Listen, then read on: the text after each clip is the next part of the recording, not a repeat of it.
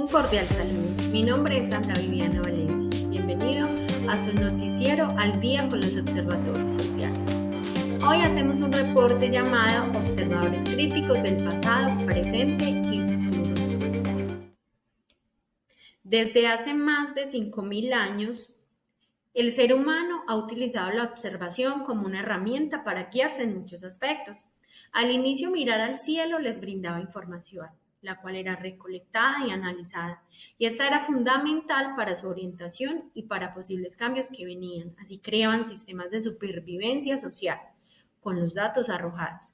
En la época de los 70, inspirados en estas miradas históricas astronómicas, la observación es adoptada y consolidada como herramienta social, específicamente en el ámbito de derechos humanos declarados por la ONU, los cuales habían sido establecidos después de la Segunda Guerra Mundial. Luego se enfocaron en los derechos sociales y económicos colectivos y ahora de medio ambiente. Así que para verificar el cumplimiento de estos derechos y además la aplicación de mejoras de las políticas públicas, surgen los observatorios sociales. ¿Qué son los observatorios sociales? Primero que todo, tomaremos el concepto de observatorio. Hay diferentes definiciones, pero hay varios puntos en común. Brindan una visión amplia de los fenómenos sociales, un punto de enfoque y mecanismo de monitoreo. En el ámbito social tiene un enfoque de cooperación que desborda en el pensar colectivamente. La observación es una manera de construir saberes y pensamientos colectivos. El diálogo de saberes permite conocer nuestras nuevas posturas, miradas, perspectivas y conocimientos. Lo colectivo está asociado a los observatorios sociales, pues no se trata solo de la mirada de una persona, sino de la mirada enfocada y crítica para dar lectura a una problemática que afecta a una sociedad o a una comunidad. Ahora bien, ¿qué son los observatorios sociales? Los observatorios sociales, su propósito de creación y configuración dependen de las necesidades de la población afectada, necesidades de reconocimiento de derechos sociales y colectivos, dar visibilidad a temas previamente ignorados por la complejidad creciente del sector social o por los riesgos y problemáticas de un territorio en contexto y que son reconocidas por las personas que habitan o hacen presencia en este lugar. Ahora, las principales funciones de los observatorios. Las principales funciones comprenden la unión de varios elementos como lo son la interdisciplinariedad, la tecnología aplicada, las metodologías en las ciencias de datos y los análisis en tendencias y publicaciones. ¿Cuáles son las ventajas de los observatorios sociales? Brindan información enriquecida proveniente de diferentes fuentes, actualizan y regulan los de recursos, mayor oferta, fomento de comunidades y aprovechamiento de la red, interacción constante. Ahora le doy paso a mi compañera Shirley Catalina, que se encuentra desde la Corte Interamericana de Derechos Humanos en Costa Rica. Adelante, Catalina. Gracias, Viviana. Estamos aquí desde San José, Costa Rica, y la sede de la Corte Interamericana de los Derechos Humanos, el organismo que vela a nivel regional para América por el cumplimiento por parte de los estados del derecho internacional de los derechos humanos. Ahora, en la historia de los derechos humanos, tenemos que la palabra, su raíz latina, iura hominum, quiere decir derecho del hombre o derecho humano. Dentro de la historia tenemos desde el Código Hammurabi, que reformula la Organización Social y Económica de Babilonia, hasta la Declaración Universal de los Derechos Humanos, hecha por la ONU después de la Segunda Guerra Mundial.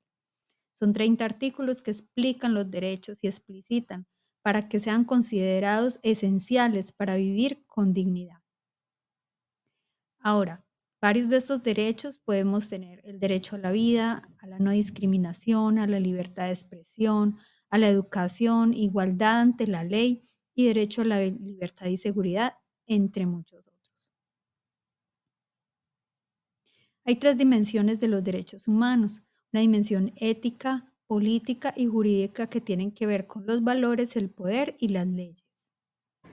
Dentro de la clasificación de los derechos, primera, segunda y tercera generación. Los primeros tienen que ver con la individualidad, que son los derechos civiles y políticos. Tenemos los de segunda generación que apelan a la igualdad, que son los económicos, los DEX, económicos, sociales, culturales. Y los de tercera generación, que son de fraternidad, los derechos colectivos relacionados con el ambiente, los pueblos, el desarrollo y la paz. Dentro de la clasificación de los derechos, también tenemos dentro de los derechos y los principios de los derechos internacionales, de los derechos humanos, la universalidad, la independencia, la indivisibilidad, la igualdad y no discriminación, la dignidad humana, la responsabilidad de los estados, limitaciones de los derechos, progresividad, consulta y participación y rendición de cuentas. Ahora, para construir políticas públicas tenemos que entender la diferencia entre lo político y las políticas. Lo político tiene que ver con el poder, tanto del Estado como el poder del pueblo, ¿sí? Una lucha entre estos poderes y las políticas, que son las acciones y decisiones que todos y todas hacemos, ¿verdad? Delante de estas leyes y delante de estos temas que nos acontecen día a día en la sociedad. Pero sin participación no puede haber políticas públicas, no pueden haber cambios.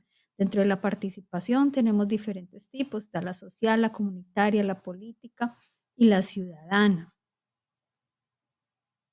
Hay mecanismos también de participación que tenemos, como el voto, la tutela, y tenemos protección de los derechos humanos también, como la Declaración Universal de los Derechos, la Convención Americana de los Derechos Humanos, entre otros.